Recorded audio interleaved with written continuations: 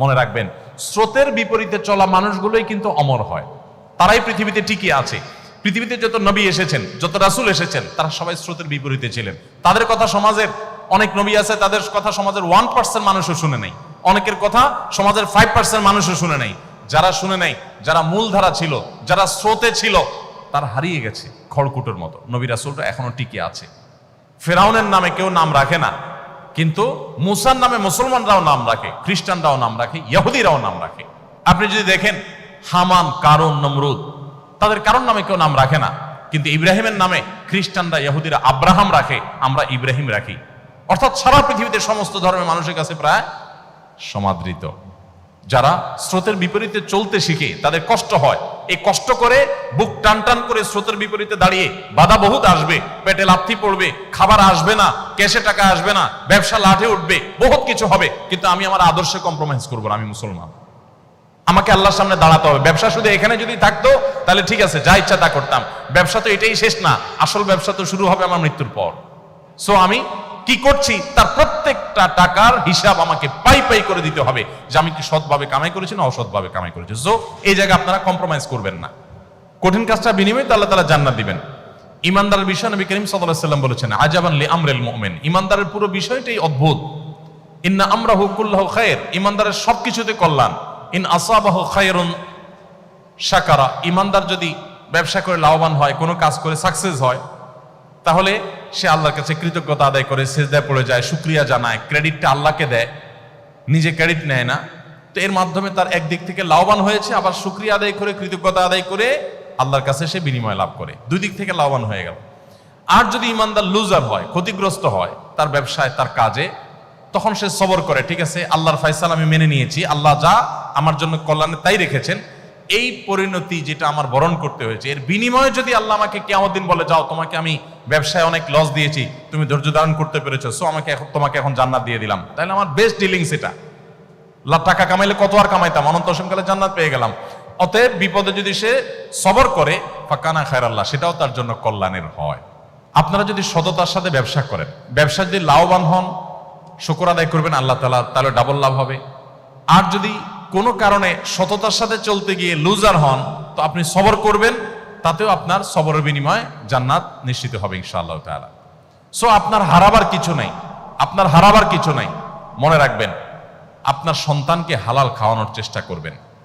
আমাদের মায়েরা আজকাল 2, 3, 4 বছর বাচ্চাদের পিছনে খাবারের বাটি আর চামচ নিয়ে যেভাবে দৌড়াদৌড়ি করে, যেভাবে চোর পুলিশের মতো দৌড়াদৌড়ি করতে থাকে, ছোটাছুটি করতে থাকে, এর শিকিবার চেষ্টাও যদি মায়েরা বাবারা করতেন, যে সন্তান যেন হালাল খায়, খাওয়ানোর জন্য তো যতটা অস্থির, তার 4 ভাগের 1 ভাগও যদি আমরা অস্থির থাকতাম সন্তানকে হালাল খাবারের ব্যাপারে, যে হারাম যেন না খায় আমার সন্তান, আমার ব্যবসা হোক আর না হোক আমি হারাম খাওয়াবো না, এই চেষ্টা যদি করতেন, তাহলে আমাদের জীবনটা স্বর্ণের হয়ে যেত। সোনালী সমাজ, সোনালী পরিবার আমরা পেয়ে যেতাম। আমাদের সন্তানরা আমাদের চক্ষু শীতল করত, এই সন্তানদের দেখে দিলটা জুড়িয়ে যেত। এখন দিল জুড়ায় না। বেশিরভাগ পরিবারে, বেশিরভাগ মা বাবার অশান্তির কারণ হলো তাদের সন্তানরা, কারণ হলো আপনি হারাম খাওয়াচ্ছেন। দেখুন, হারাম এমন একটা জিনিস, এটা আপনি ঢুকাবেন নিজের শরীরে, নিজের পরিবারের সদস্যদের শরীরে, এটা কাজ করবেই করবে। গুলি মিস হতে পারে, এটা মিস হবে না। আপনি একটু পেছনে চলে যান, আমি সবসময় এক্সাম্পল দিই, একটু পেছনে 10 বছর, 20 বছর, 30 বছর আগে চলে যান। এখানে যারা 40+ বয়স আছে, আপনি আপনার শৈশবে চলে যান। আপনার সাথে আপনার বাবা মার যে বোঝাপড়াটা, এখন আপনার সন্তানের সাথে আপনার বোঝাপড়া কিন্তু এত ভালো না। আরো যদি পেছনে চলে যাই তো আরো ভালো দেখতে পাবো। আমাদের চাইতে আরো যারা সিনিয়র আছেন, যারা 50+, 60+ আছেন, তারা তাদের শৈশবে চলে যান। আপনি আপনার বাবা মাকে যতটা শ্রদ্ধা করতেন, আপনার সন্তান কি আপনাকে ততটা শ্রদ্ধা করে? আমরা আমাদের শৈশবে আমাদের বাবা মার কথা যতটা মানতাম, শ্রদ্ধার সাথে নিতাম, এখন কি আমাদের বাচ্চারা আমাদের কথাগুলো সেভাবে নেয়? কারণ কি? আমার বাবা মা আমাকে তো জামা একটা বেশি 2টা কিনে দিতে পারে নাই। আপনার বাবা মা তো আপনাকে ছোটবেলায় যা চাইছেন তা কিনে দিতে পারে নাই। একটা বেশি 2 তরকারি দিয়ে আপনাকে ভাত দিতে পারে নাই আপনার মা। অথচ আপনি তো আপনার ছেলেকে এখন 2টা কেন জামা, 4টে 5টা একসাথে কিনে দিচ্ছেন। আপনি তো আপনার বাচ্চাকে কোনো দিকে তাকাইলেই সেটা কেনার জন্য পাগল হয়ে যাচ্ছেন। আব্বু কি খাবা, কি তোমার লাগবে, এটা জিজ্ঞেস করতে করতে মুখ দিয়ে ফেনা তুলে ফেলছেন। আপনার ওয়াইফ তো 1 তরকারি না 5 তরকারি দিয়ে খাবার দিয়েও বাচ্চাকে খাওয়াতে পারছে না। এত খাবার দিচ্ছেন, এত সার্ভিস দিচ্ছেন, এত কষ্ট করছেন, এত কিছু দিচ্ছেন, এরপরও বাচ্চা আপনার কৃতজ্ঞ না, আর আপনার বাবা মা এত কিছু দিতে পারেন না কিন্তু আপনি তাদের প্রতি কৃতজ্ঞ ছিলেন, তাহলে তখন কি ছিল এখন কি নাই একটু মেলাবার সময় আমাদের এসেছে। কিছুই দিতে পারেন নাই তারা, কিন্তু আমরা তাদের জন্য পাগল পড়া, আর এখন এত কিছু দিচ্ছি কিন্তু ওরা আমাদেরকে দেখতেই পারে না। একটু জোর করে কথা বললে তারা রাগ করে, এবার তাদের পায়ে ধরা লাগে। 3-4 বছরের পোলাপান, 5-6 বছরের পোলাপান, একটা বেশি দুইটা ধমক দিলে এরপর মা বাপ তাদের কাছে সরি বলতে বলতে শেষ। ওর তেল মাখতে মাখতে মার দিন যায়, ওর তেল মাখতে মাখতে বাপের দিন যায়, কারণ ওর মুড অফ হয়ে গেছে, ও রাগ করছে, ও রুমের দরজা আটকে ফেলছে, সে রিয়্যাক্ট করতেছে। আমরা কোথায় চলে যাচ্ছি আমরা নিজেরাও ভাবছি না। এই বিষয়ের যদি আপনি 10টি কারণ খুঁজে বের করেন, তার মধ্যে একটি কারণ এটা যে আপনার বাবা মা আপনাকে হালাল খাওয়াইছে, আপনি আপনার সন্তানকে ওই রকম সন্দেহাতীত হালাল খাওয়াতে পারছেন না। আপনিও হালাল খাওয়াচ্ছেন, বাট আপনার হালালটা আপনার বাবা মা যেরকম খাওয়াইছেন ওইরকম পিওর হালাল আপনি দিতে পারছেন না। এটার এফেক্ট আপনার সন্তানের মধ্যে পড়ছে, এবং জেনারেশন যত সামনে অগ্রসর হবে যত বেশি আপনি হালাল উপার্জনের ক্ষেত্রে ছাড় দিবেন। আপনার কাছে টাকাটাই মুখ্য, আপনি লাখপতি হতে চান, কোটিপতি হতে চান, আপনার হালাল হারাম দেখার দরকার নেই। তো আপনার সন্তান শুধু না, আপনার পুরো জীবনটা দুর্বিষহ জীবন হবে। আপনার সন্তানকে হালাল উপার্জন দেন, হালাল খাবার দেন, আপনার ফ্যামিলিকে দেন, আপনি একটা জান্নাতি ফ্যামিলি পাবেন, আপনি এনজয় করবেন লাইফটাকে। আর না হলে বাহিরে অনেক চকচকা দেখবেন, ভেতরে এতটাই সদরঘাট হবে, ভেতরে কুরে কুরে শেষ হবে, কাউকে বলতে পারবেন না। ভাবসাব জাহির করবেন, ছেলে হান করে, মেয়ে তান করে, কিন্তু ভেতরে ভেতরে আপনি শেষ হবেন যে ওরা যে কত বড় অমানুষ, কত বড় অসভ্য, কত বড় কুলাঙ্গার আমার সন্তানরা, এটা আমি ভিতরে ভিতরে টের পাবো, মানুষকে বলতে পারবো না।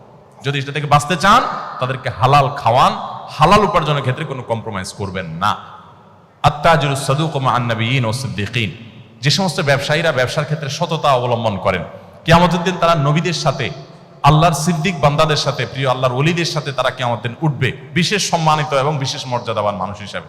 অতএব সততার সাথে ব্যবসা করার জন্য আমি আপনাদেরকে অনুরোধ করব, আহ্বান করব।